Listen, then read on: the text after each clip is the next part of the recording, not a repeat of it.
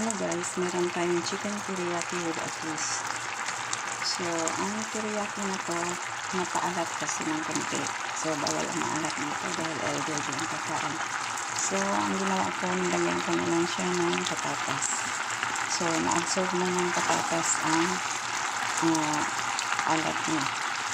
So, okay na ang timpla niya. So, ngayon lagyan na lang natin ng decoration. By the way, patayin ko muna guys.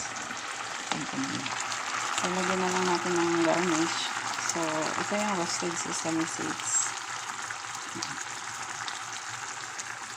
Konti na rin. Kasi seasoned yan. Galing Japan. So, lagyan pa natin ng spring onions. Para mas appetizing tingnan. So, yan.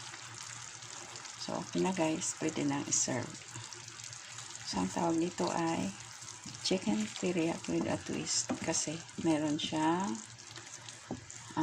patatas. So, that's it guys. Yung procedure niya, same as teriyaki lang. Ang naiba lang, kasi maalat. Dinagdagan ko ng konting tubig. Tapos, niloto ko siya kasama ang patatas. So, that's it guys. Thank you so much for watching.